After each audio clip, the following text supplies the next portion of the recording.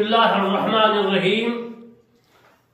आज मैं आपको अपनी तफसीर करबानी जिल्द अव्वल सफ़र नंबर 241 से ज़कातुल माल की ज़कात के मुतालिक मसाइल अर्ज़ करूँगा।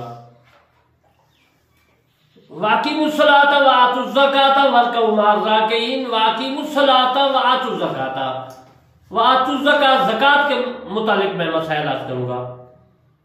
हज़रत उस्मान बिन अफ़्फ़ान रज़ियल्लाहु तआला अन्हु फरमाते थे, ये महीना तुम्हारी ज़कात अदा करने का है। जिस पर कर्ज है उसे चाहिए कि पहले कर्ज अदा करे ताकि तुम्हारे माल अलग हो जाए, फिर बकिया माल पर ज़कात अदा करे। इमाम मोहम्मद रहमतुल्लाह अलैह कहते हैं कि इस पर हमारा अमल है। जिस पर कर्ज हो उसके पास माल हो तो वो जो है माल से अपना कर्ज अदा करे। उसके बाद अगर बकदरे निसाब माल बचे तो उस पर ज़कात है। निसाब की मिकदार है 200 दिरहम या 20 मिस्काल सोना, ये निसाब की जो है मिकदार है, या इससे ज्यादा। अगर कर्जा अदा करने के बाद माल उससे कम है तो फिर उस पर ज़कात नहीं है। और यही हजरत इमाम आज़म अबू हनीफा रहमतुल्लाह अलैह का कौल है। और हजरत इमाम मालिक रहमतुल्लाह अलैह ने हमें खबर दी कि हमसे रिवायत किया यजीद बिन खुसीफा ने कि उन्होंने सुलेमान बिन यसार रज़ियल्लाहु तआला अन्हु से ऐसे शख्स के मुतालिक सवाल किया जिसके पास माल है और उसी कदर उस पर कर्ज है, क्या उस पर ज़कात वाजिब है? उन्होंने जवाब दिया नहीं। हजरत इमाम मोहम्मद रहमतुल्लाह अलैह फरमाते हैं इसी पर हमारा अमल है। और यही हजरत इमाम आज़म अबू हनीफा रहमतुल्लाह अलैह का कौल है। ये मैंने अपनी तफसीर करवानी सफर नंबर 241 की इबारत आपकी खिदमत में अर्ज की। और मौत इमाम मोहम्मद रहमतुल्लाह अलैह जो हजरत इमाम मोहम्मद रहमतुल्लाह अलैह की किताब है उससे मैंने अखज़ करके अपनी तफसीर में लिखा।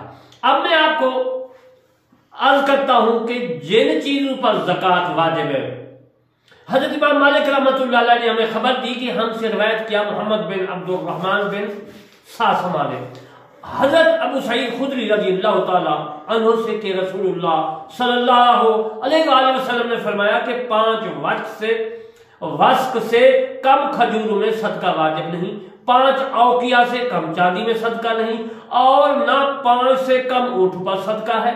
हजरत इमाम मोहम्मद रहमतुल्लाह अलैह कहते हैं कि इसी पर हमारा अमल है। यही हजरत इमाम अबू हनीफा रहमतुल्लाह अलैह का कौल है, सवाए उस एक मसला के। वो कहते हैं कि जो कुछ जमीन में पैदा हो, खा वो थोड़ा हो या बहुत, इसमें उशर है, बशर्ते कि नहर या बारिश से सैराब होती हो जमीन। और जिसको डोल या कुएं से सैराब किया जाए उस पर निस्फ उशर है। यही हजरत इब्राहिम नखी रहमतुल्लाह अलैह और हजरत मुजाहिद रहमतुल्लाह अलैह का कौल है। मौत इमाम मोहम्मद में भी ये मसला मौजूद है जो मैंने याद किया, और अबू दाऊद शरीफ में भी मसला मौजूद है। और मेरी तफसीर करमानी जिल्द अव्वल सफर नंबर 241 पर भी। वल वस्क 70 मख्तूबन, और वस्क 60 सा का होता है। ये अबू दाऊद में मौजूद है कि अगर किसी को पता ना हो कि वस्क कितने का होता है तो जन मोहतरम वस्क 60 सा का होता है। और 60 सा जो है वो पाकिस्तान के जो सेर वगैरह किलो है 4 किलो का होता है। माल मा ज़कात कब वाजिब होती है, यानी माल में ज़कात कब, अल माल मता, माल में ज़कात कब वाजिब होती है। इमाम मोहम्मद रहमतुल्लाह अलैह के ऐसा हजरत इमाम मालिक रहमतुल्लाह अलैह जो मदीना मुनव्वरा के मस्जिद नबी के इमाम थे, जुमा भी पढ़ाते थे, उससे आपने हदीस का दौरा किया, यानी हदीस पढ़ी। वो फरमाते हैं कि हजरत इमाम मोहम्मद रहमतुल्लाह अलैह इमाम मालिक रहमतुल्लाह अलैह ने हमें खबर दी कि हमसे रिवायत किया नाफे रज़ियल्लाहु तआला अन्हु ने, अब्दुल्ला बिन उमर रज़ियल्लाहु तआला अन्हु ने कहा कि ऐसे माल पर ज़कात नहीं जिस पर पूरा साल न गुजर जाए। हजरत इमाम मोहम्मद रहमतुल्लाह अलैह कहते हैं कि इसी पर हमारा अमल है। और यही हजरत इमाम आज़म अबू हनीफा रहमतुल्लाह अलैह का कौल है। ये मसला मौत इमाम मोहम्मद में मौजूद है।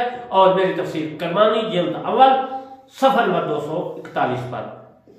सवाए उसके कि किसी को निया माल दस्तयाब हुआ हो اور اسے پہلے مال کے ساتھ ملا دے جس سے زکوٰۃ ادا کرنی ہو، پھر جب پہلے مال کی زکوٰۃ ادا کرے تو اس کے ساتھ دوسرے مال کی بھی زکوٰۃ ادا کرے۔ یہی حضرت امام ابو حنیفہ رحمۃ اللہ علیہ کا قول ہے، اور یہ جو مسئلہ میں نے یاد کیا اپنی تفسیر کرمانی جلد اول صفحہ نمبر 241 پہ، اور موطا امام محمد میں باب زکوٰۃ کی مال کے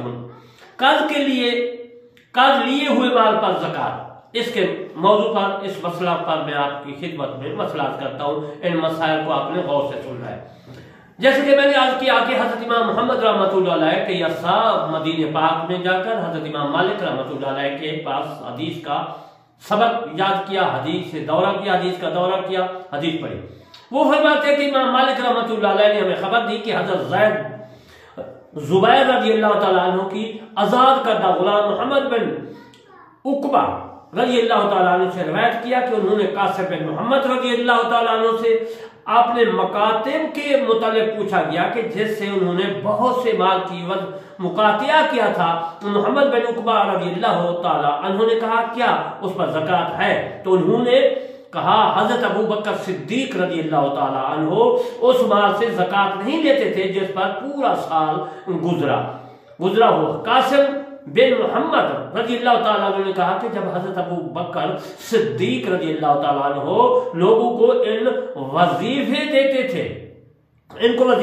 تھے تو انہوں نے ان سے پوچھتے تھے کیا تمہارے پاس اس قدر مال ہے جس پر زکوٰۃ واجب ہو؟ اگر وہ کہتے ہاں تو وہ اس کے وظیفے میں سے زکوٰۃ واضح کر لیتے، اور اگر وہ نفی میں جواب دیتے تو اس کا پورا وظیفہ اسے دے دیتے۔ حضرت امام محمد رحمۃ اللہ علیہ فرماتے ہیں اسی پر ہمارا عمل ہے، اور یہی حضرت امام اعظم ابو حنیفہ رحمۃ اللہ علیہ کا قول ہے۔ یہ مسئلہ بھی موطا امام محمد میں موجود ہے، جو کتاب ہے موطا امام محمد، حضرت امام محمد رحمۃ اللہ علیہ کی لکھی ہوئی، اور میری تفسیر کرمانی میں بھی موجود ہے۔ اب میں مکاتب کے بارے میں عرض کروں کہ مکاتب کس کو کہتے ہیں۔ عزیز محترم، وہ مکاتب اس کو کہتے ہیں کہ وہ غلام جو کچھ مال دے کر مالک سے آزادی حاصل کرنے کا ارادہ کرے، یعنی بھیج دیتے تھے پہلے وقتوں میں، اب بھی بھیج دیتے ہیں، تو پھر جو آزاد ہونا چاہے تو مالک کو جو ہے پیسے دینے چاہیے، یعنی معاملہ کرے۔ یہ تو آپ نے مکاتب کے متعلق مسئلہ سمجھ لیا۔ اب میں آپ کو مقاطعہ کے متعلق عرض کروں۔ مقاطعہ مدت معینہ سے پہلے جو کچھ نقد مال وصول کر لینا، اس کا مطلب ہے۔ حضرت امام مالک رحمۃ اللہ علیہ نے ہمیں خبر دی کہ مجھ سے روایت کیا عمر بن حسین رضی اللہ تعالی عنہ نے، اس نے عائشہ بنت قدامہ بن مظعون سے، اس نے اپنے والد قدامہ بن مظعون سے، جب میں نے اپنا وظیفہ حضرت عثمان بن عفان رضی اللہ تعالیٰ عنہ سے وصول کرتا تو وہ مجھ سے سوال کرتے کیا تمہارے پاس اتنا مال ہے کہ جس پر زکوٰۃ واجب ہو؟ اگر میں کہتا ہاں تو مجھ سے میرے وظیفے میں سے اس کی زکوٰۃ مجرا کر لیتے، ورنہ مجھے مکمل وظیفہ دے دیتے۔ یہ بھی موطا امام محمد میں موجود ہے۔ میرے دوستو دیکھو کہ زکوٰۃ جو ہے کتنی اہم ہے اور زکوٰۃ دینی چاہیے۔ آخر میں آپ سے عرض کرتا ہوں کہ میں علامہ حسین کرمانی، بستی یاسر آباد چکمال، تحصیل میرسی، ضلع بہاری، صوبہ پنجاب، پاکستان سے عرض کرتا ہوں کہ ایک تو میرا مشن، میرا جو ہے نظریہ یہ ہے کہ ہر آدمی مصروف ہے، تو ہمارا جو ارادہ، ہمارا خیالات یہ ہے کہ ہر آدمی کے پاس ٹچ موبائل ہے، ہر گھر، ہر آدمی کو جو ہے اسلام کے احکام پہنچے، قرآن مجید کی تفسیر پہنچے، یعنی گھر گھر پہنچے۔ آپ کام میں بھی مصروف ہوں، جاب کرتے ہیں جاب میں بھی مصروف رہے، جو کچھ بھی ہے اپنے ٹچ موبائل سے جو ہے میں آپ کو بتا دیتا ہوں۔ میرا 2 چینل ہے، کرمانی ٹی وی جس پہ قرآن مجید فرقان حمید کی تفسیر ہے، جس کا نام میں نے رکھا ہے تفسیر کرمانی، اور دوسرا چینل ہے کرمانی ٹی وی 3، اس میں نماز، روزہ، زکوٰۃ، یہ تمام مسائل ہے۔ تو میرے دوستو آپ نے ان چینلوں کو جو ہے سبسکرائب، لائک، کمنٹ، شیئر ضرور کرنا ہے، تاکہ آپ کو بھی ثواب اور مجھے بھی ثواب۔ وما علینا الا البلاغ المبین۔